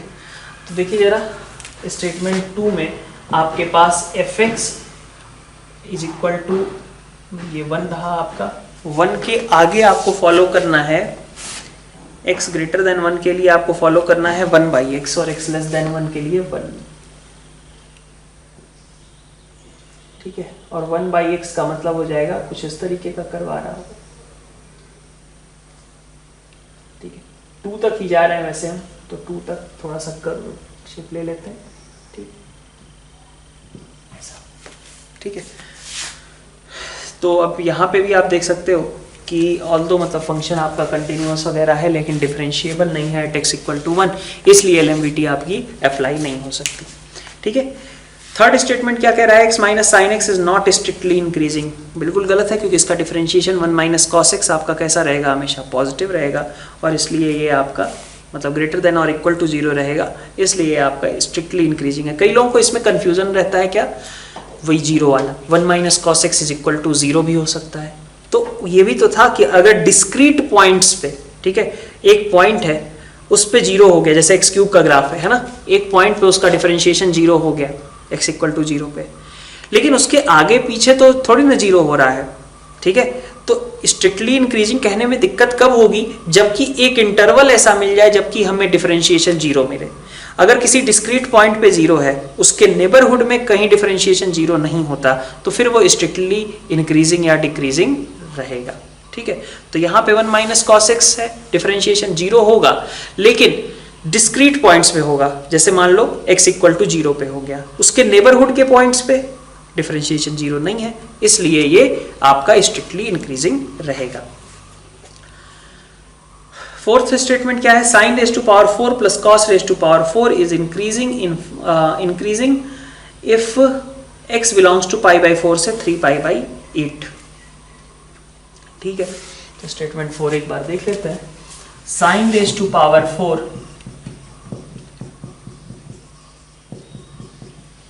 ठीक है, ऐसा बोला गया। आप इसको चाहो तो ऐसे भी लिख सकते थे ना, इसको sin² + cos² का whole square minus sin² cos² लिख सकते थे। तो दिस इज 1 - sin² 2x/2, है ना। तो अब आप देखो, इस इंटरवल में बात की जा रही है π/4 से 3π/8 के बीच में, ठीक है। तो π/4 पे इसकी वैल्यू कितनी होगी, π/4 पे, ठीक है, मतलब आप ये आपका एक तरीके से fx है, आप चाहें तो इसके डिफरेंशिएशन से भी काम चला सकते हैं कि f' कितना होगा, 1 का differentiation 0 -½ this is 2 sin 2x cos 2x, है ना। सो दिस इज 2 से 2 क्या ही काटा जाए, रहने देते हैं, ठीक है, माइनस रख दिया, और दिस इज sin 4x / 2, है ना। तो sin 4x मतलब sin के आगे लिखा गया एंगल कैसा है, x आपका π/4 से 3π/8 है, तो 4x आपका पाई से 3π/2 है, मतलब sin 4x आपका निगेटिव होगा, निगेटिव निगेटिव मिलके पॉजिटिव /2, मतलब ये क्वांटिटी ऑलवेज पॉजिटिव है, सो फंक्शन इज इंक्रीजिंग। तो क्वेश्चन नंबर 21 के अंदर देखते हैं, ये मतलब स्टेटमेंट 1, स्टेटमेंट 2 और 3 से रिलेटेड जो आपके एक्सप्रेशंस हैं वो गिवन है, ठीक है। इसका आप डिफरेंशिएशन अगर देखो तो f' के लिए x एज इट इज, इसका डिफरेंशिएशन आपको करना है, तो e⁻x × 1 - x as it is आ जाएगा, और x - x² से 1 - 2x हो जाएगा, plus e⁻x × 1 - x as it is, x का डिफरेंशिएशन आपका 1 हो जाएगा, ठीक है। तो यहाँ से आप देख सकते हो कि e⁻x × 1 - x आपका कॉमन निकल गया, बाकी बचा x - 2x² + 1, ठीक है, ये आपका आ रहा है। तो इसमें भी e⁻x 1 - x कॉमन, एक माइनस साइन भी बाहर ले लिया, तो 2x² - x -1, तो 2x² - 2x, ठीक है, और प्लस x -1, ठीक है। तो 2x × x -1, ठीक है, +1 × x -1, तो इसके दो फैक्टर्स हो गए, 2x + 1 × x -1, ठीक है। तो ये आपका -½ से लेकर के 1 तक ये क्वांटिटी निगेटिव होगी, ये भी निगेटिव और ये क्वांटिटी पॉजिटिव, तो ओवरऑल कैसा रहा, पॉजिटिव रहा। तो ये इस -½ से 1 के इंटरवल में जो कहा गया है इंक्रीजिंग होगा, ठीक है। सेकेंड स्टेटमेंट पे आते हैं, x - 2⁵ × 2x + 1, इसका आपको देखना है कि ये क्रिटिकल पॉइंट्स कहाँ पे पोजेस करता है, ठीक है, क्रिटिकल पॉइंट्स ही पूछे गए हैं ना, ठीक है। तो क्रिटिकल पॉइंट्स तो एक तो आएगा ही 2 पे, क्योंकि 2 पे नॉट डिफरेंशिएबल है। क्यों नॉट डिफरेंशिएबल है, क्योंकि यहाँ पे आपका वर्टिकल टेंजेंट एग्जिस्ट करने वाला केस है ना, ठीक है, ये आपका नॉट डिफरेंशिएबल, ये आपका डिफरेंशिएबल, ठीक है। तो ओवरऑल प्रोडक्ट देख लो आप x इक्वल टू 2 पे, एक बार आप चाहो तो डिफरेंशिएशन करके भी देख लो, ठीक है। तो f डैश एक्स भी आप निकालोगे तो क्या आएगा, 2/3 x माइनस 2 की पावर माइनस 1/3 है ना, इंटू 2x प्लस 1 है ना, 2/3 x माइनस 2 की power minus 1/3 into 2x plus 1 plus x minus 2 की पावर 2/3 आपका एज इट इज होगा और 2x प्लस 1 का डिफरेंशिएशन 2 आ जाएगा, है ना। तो यहाँ से कितना बन जाएगा आपका 2x प्लस 1 और प्लस आपका 3x minus 6 is equal to 0, ठीक है। तो 5x माइनस 5, तो एक पॉइंट आ गया यहाँ से आपका x इक्वल टू 1, ठीक है, और x इक्वल टू 2 पे फंक्शन नॉट डिफरेंशिएबल था, तो दोनों आपके क्रिटिकल पॉइंट्स हो गए, ठीक है। स्टेटमेंट 3 की बात करते हैं। इसके बारे में क्या करना है आपको, मोनोटोनिकली दिखाना है कि ये मोनोटोनिक है बस, ठीक है। तो f डैश फिर से निकाला, f डैश निकालोगे तो 2 आएगा, माइनस 1/1 प्लस एक्स स्क्वायर आएगा और plus 1/√1 plus x square minus x, ठीक है। और इसका अंदर वाली चीज़ का डिफरेंशिएशन करें तो 1 प्लस एक्स स्क्वायर की पावर हाफ है, तो it will be coming out as half into 2x आ जाएगा और √1 प्लस एक्स स्क्वायर आ जाएगा और माइनस 1, ठीक है, ये इतना कुछ आ जाएगा।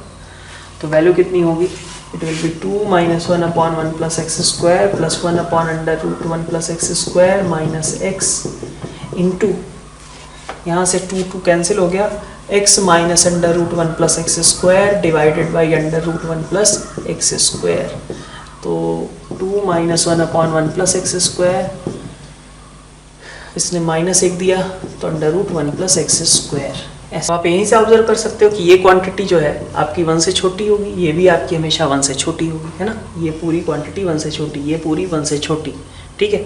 तो ये ओवरऑल एक्सप्रेशन कैसा रहा, हमेशा आपका ग्रेटर देन और इक्वल टू 0।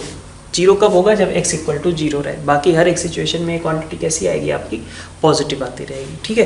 तो ये मोनोटोनिकली आपका इंक्रीजिंग रहेगा हमेशा, ठीक है। नेक्स्ट देखिए, तो स्टेटमेंट 4 में तो आपका क्लियर कट यही है कि एफ स्क्वायर एक्स अगर आपका फंक्शन है, ठीक है, एच एक्स मान लें, तो उसका डिफरेंशिएशन क्या आएगा, 2f(x) into F dash x. और अगर f(x) into F dash x आपका निगेटिव है तो इसका मतलब कि एच एक्स जो फंक्शन था आपका वो थ्रू आउट कैसा था, डिक्रीजिंग था, है ना। क्वेश्चन नंबर 22 देखते हैं। क्वेश्चन नंबर 22 में आपसे कहा जा रहा है स्टेटमेंट 1 में, if a function is discontinuous at a point may और may not at a point discontinuous at a point may or may not be a point of local extrema। तो हाँ करेक्ट है, अगर कोई फंक्शन किसी point पे discontinuous है तो वहाँ पे हो सकता है कि जैसे क्वेश्चन नंबर ये 22 है आपका स्टेटमेंट 1, ऐसा भी हो सकता है कि आपका कुछ इस तरीके का सिचुएशन रहे, ये आपने बना दिया इस पॉइंट को मैक्सिमा, ठीक है, डिसकंटिन्यूअस था और उसी पॉइंट पे आपका मैक्सिमा क्रिएट हो गया, ठीक है।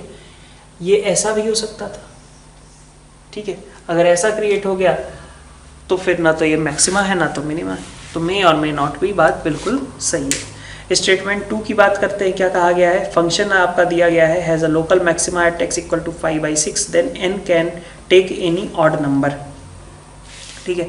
तो अब इसका अगर आप देखो स्टेटमेंट 2 का डिफरेंशिएशन अगर आप देखो कितना आएगा, n इंटू, अच्छा 4 साइन स्क्वायर एक्स, अच्छा x के रिस्पेक्ट में, ठीक है, n into 4 sign square x minus 1 की पावर में n माइनस 1, ठीक है।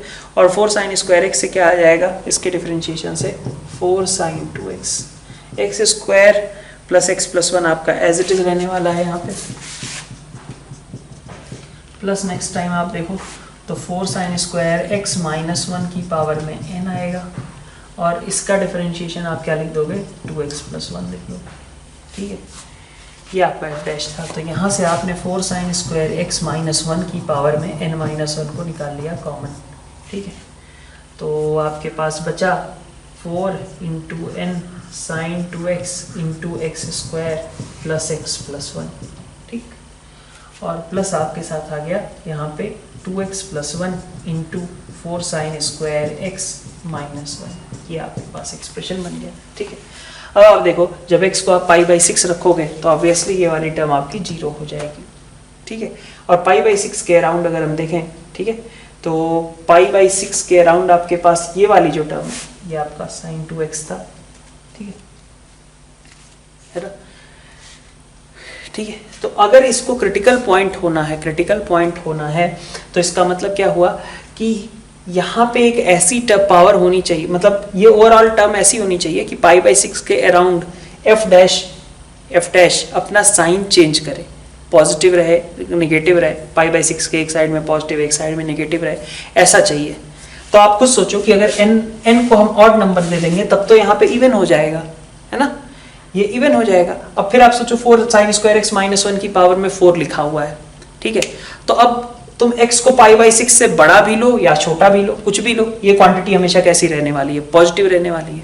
तो आपको क्या चाहिए था कि आपका n माइनस 1 जो है वो कैसा रहे, ऑड रहे, इसलिए n को कैसा होना पड़ेगा, इवन होना पड़ेगा, ठीक है। तो पाई बाई मतलब हमें ऐसा चाहिए कि चलो f of pi by 6 f dash at pi by 6 is 0, but वो सफिशिएंट नहीं है ना, f dash pi by 6 plus और पाई बाई 6 माइनस दोनों का साइन अलग अलग होना चाहिए, तभी वहां पे आपका मैक्सिमा या मिनिमा का पॉइंट बन पाएगा, ठीक है। तो इसलिए आपको साइन चेंज कराने के लिए यहाँ पावर में 1, 3, 5 इस तरीके की चीजें चाहिए थी, that means n minus 1 should be odd, ठीक है। आगे बढ़ते हैं स्टेटमेंट 2 पे। स्टेटमेंट 2 में आपसे कहा जा रहा है, सॉरी स्टेटमेंट 3 में a plus b is equal to 8, तो हमें a cube plus b cube की मिनिमम वैल्यू फाइंड आउट करनी है। तो ये बड़ा इजी सा क्वेश्चन ही है। स्टेटमेंट 3 में a प्लस बी इज 8, तो a cube plus b cube के लिए आप क्या करोगे, a cube plus 8 minus a का होल क्यूब, ठीक है।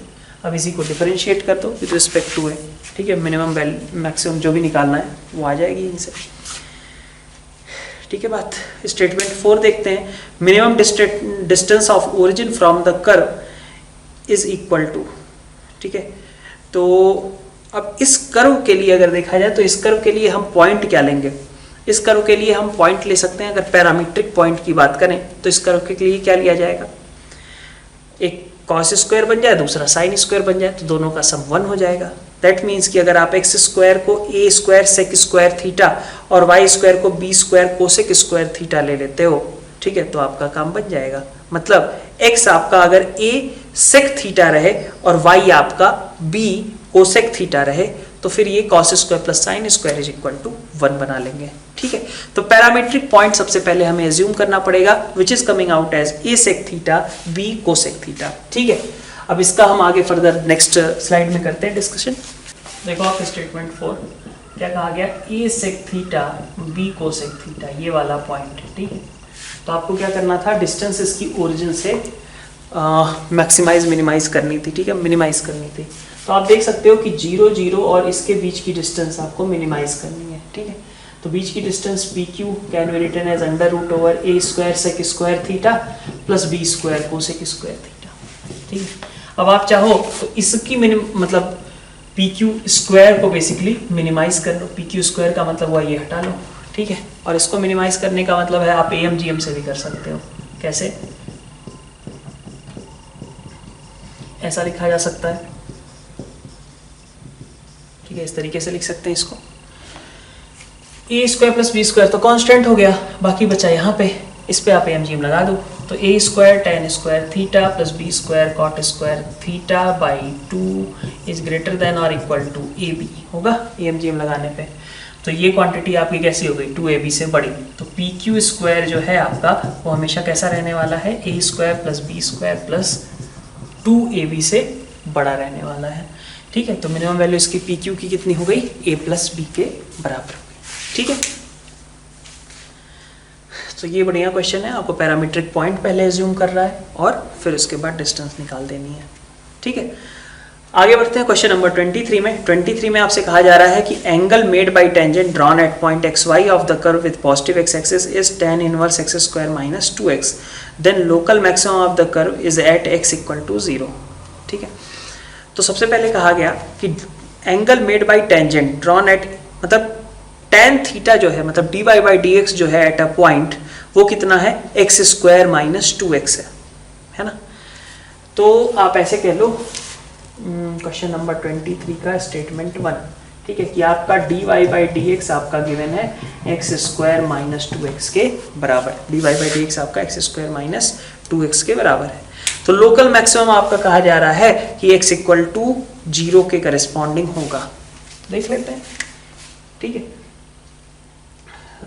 0 और 2 पे ही हो सकता है, एक पे मैक्सिमा एक पे मिनिमा, यही सिचुएशन हो सकती है। तो उसको कैसे चेक करेंगे, d2i/dx2 से कर लो यहाँ, कि इसकी वैल्यू मतलब बल्कि उसकी भी जरूरत है नहीं वैसे, चलो यहीं से कर लिया वैसे, 2x - 2 ये आए। तो x इक्वल टू 0 और 2 दो क्रिटिकल पॉइंट्स थे, 0 पे चेक किया तो d2i/dx2 निगेटिव आया, इसका मतलब मैक्सिमा वहीं पे था। 2 पे ये पॉजिटिव आ रहा है, मतलब वो मिनिमा हो जाएगा, ठीक है। स्टेटमेंट 2 पे देखते हैं। स्टेटमेंट 2 में आपको perimeter of rectangular base ABCD दिया गया है 36, ठीक है। तो स्टेटमेंट 2 में पहले तो कुछ इस तरीके की सिचुएशन है, ठीक है। एक आर्क यहाँ पे है, एक आर्क यहाँ पे है, ठीक है। तो अगर रेडियस में बोलता हूँ कि इसका रेडियस r था, तो ये टोटल लेंथ कितनी हो गई, 2r हो गई, है ना। और ये हाइट हो गई आपकी, है ना। तो ये आपका h और ये रहा आपका फिर से 2r। तो रेक्टेंगुलर बेस का अगर देखा जाए तो 2r + 2r is 4r, 4r + 2h is equal to 36। ये आपका पेरीमीटर दिया गया है, ठीक है। पेरीमीटर आपका रेक्टेंगुलर बेस का कितना है, 36 है। फिर कहा जा रहा है कि इस पे आपने जो सेमी सिलेंडर फॉर्म किया उसका आपको वॉल्यूम देखना था, तो हाफ हो गया क्योंकि सेमी है, और πr²h, ठीक है, इसी की बात करेंगे। तो ये आपका वॉल्यूम था, तो हाफ पाई, आप जो भी चाहो, 2r + h इज 18, है ना। तो 2r + h इज 18, तो h को ही आपने रख दिया, मान लीजिए 18 - 2r, ठीक है। ये आपका वॉल्यूम आ गया with respect to r।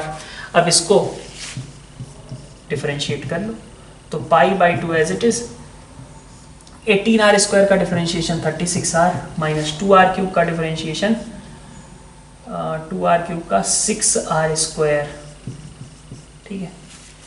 36r - 6r², तो r की वैल्यू यहाँ से 6 आ जाएगी, सो दैट की dv/dr इज 0, ठीक है। तो जब r 6 होगा तो h भी कितना हो जाएगा, 6, और उस समय हम फिर वॉल्यूम निकाल लेंगे, ½ π 6² × 6, ठीक है। तो आपका 108 पाई ये आना चाहिए था आपका, ठीक है। नेक्स्ट पढ़ते हैं स्टेटमेंट 3 में क्या कहा गया है, tangent to the curve has maximum slope at x equal to 5। तो स्लोप को मैक्सिमाइज करना है, मतलब आपको dy/dx को मैक्सिमाइज करना है, मतलब d2y/dx2 को आपको 0 करना है, ठीक है। तो स्टेटमेंट 3 अपन ये देख लेते हैं, छोटा सा ही है। स्टेटमेंट 3 में क्या कहा गया, dy/dx की वैल्यू कितनी आएगी आपकी, dy/dx will come out as y dash will be 3x² - 12x + 9, ठीक है। अब इसकी मैक्सिमम मतलब ये 0 कहाँ पे होगा, ठीक है। अच्छा सॉरी, मैक्सिमम स्लोप चाहिए ना, तो ये तो अभी स्लोप का फंक्शन आया, ठीक है। अब ये क्वाड्रेटिक अपनी मैक्सिमम वैल्यू कहाँ पे अटेन करेगा, ऐसे ही कह सकते हैं डायरेक्टली, या तो आप y" से जाओ कि y" आपका 0 होना चाहिए, मतलब 6x - 12 should be 0 and that means कि x इक्वल टू 2, ठीक है। दूसरा आप ऐसे भी कह सकते थे कि भाई आप यही तो चाहते हो कि ये फंक्शन आपका मिनिमम या मैक्सिमम वैल्यू अटेन करे, ठीक है। क्या बोला गया है, मैक्सिमम के बारे में बात की गई है, ठीक है ना। तो ये एक अपवर्ड पैराबोला है ऐसा कुछ, जिसका वर्टेक्स कहाँ आएगा, x इक्वल टू 2 पे, और 2 के बाद ये कैसा होगा, 2 से जितना राइट में जाएंगे वैसे वैसे इंक्रीज करता जाएगा, मतलब इसकी वैल्यू मैक्सिमम कहाँ पे होगी, 5 पे होगी, ठीक है। 0 से 5 के बीच कहा जाए तो 0 यहाँ पे, 2 और 5, तो सबसे बड़ी वैल्यू ये कहाँ पे अटेन करेगा, ये क्वाड्रेटिक, ठीक है, कहाँ पे कर रहा होगा, 5 पे अटेन कर रहा होगा, ठीक है। मिनिमम कहता तो 2 हो जाता आंसर डायरेक्टली अपना, है ना, ठीक है। स्टेटमेंट 4 देखते हैं क्या कहा गया है, minimum and maximum values of y, ठीक है। y मिनिमम और y मैक्सिमम के बारे में देखना था हमें, ठीक है। तो अब इसमें भी आप देखिए स्टेटमेंट 4,